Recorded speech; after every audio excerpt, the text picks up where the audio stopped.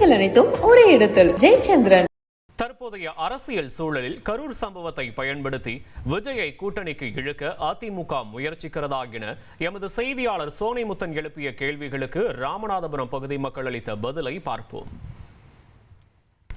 இப்ப இருக்கக்கூடிய இந்த அரசியல் சூழ்நிலையில வருகிற 2026 சட்டமன்ற தேர்தலில் அதிமுக தாவேகா இடையே கூட்டணி ஏற்படுமா? உங்க கருத்து என்ன சொல்லுங்க. தாவேகாவை நம்ம பிஜேபிக்கு இழுத்து கூட்டணி வச்சுக்கிறணும் அப்படிங்கிறதுல நோக்கத்துல Z+ பாதுகாப்புலாம் கொடுத்து அவரை இழுக்கிறதுக்கு முயற்சி பண்றாங்க.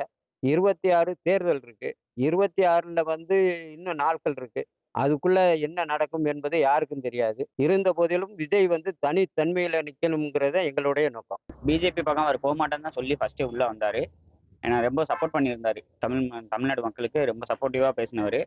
இப்போ பிஜேபி இதை ஒரு காரணமா வச்சு அவர் பக்கம் இழுக்கணும் அப்படின்னு ஏடிஎம்கேவும் பிஜேபியோடையும் அந்த நோக்கம் அப்படிதான் இருக்கு. அப்படி கூட்டணி வச்சா அவருக்கு வாய்ப்பு இல்லாம போயிடும். தமிழ்நாட்டில் அவருக்கு வாய்ப்பு கிடைக்காம போயிடும்.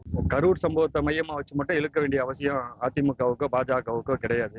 அதற்கு முன்பாகவும் கூட பல்வேறு தருணங்கள்ல தாவேகா கூட்டணிக்கு வரணுங்கிற கருத்தை பல்வேறு தலைவர்கள், அதிமுகவினுடைய தலைவர்களும் சரி, பாஜகவினுடைய தலைவர்களும் சரி முன் வச்சுக்கிட்டு தான் இருந்தாங்க. அதனால கரூர் சம்பவத்தை மையமா வச்சு இழுக்க வேண்டிய கட்டாயம் இரண்டு கட்சிகளுக்கும் கிடையாது. எப்படின்னா அதிமுக எடப்பாடி இழுக்க பாக்குறாப்புல, மோடி இழுக்க பாக்குறாப்புல. ஏன்னா ஆரம்பத்துல விஜய் என்ன சொன்னார்னா, நான் அதிமுக சேர மாட்டேன், பிஜேபி சேர மாட்டேன் சொன்னாப்புல. அதே நிலைப்பாடுல விஜய் இருந்தா தமிழ்நாட்டுல ஓரளவு ஓட்டு வாங்கலாம். அப்படி இல்லைன்னா 0 தான். நோட்டோ ஆயிடுறாரு விஜய், நோட்டோ ஆயிடுறாரு.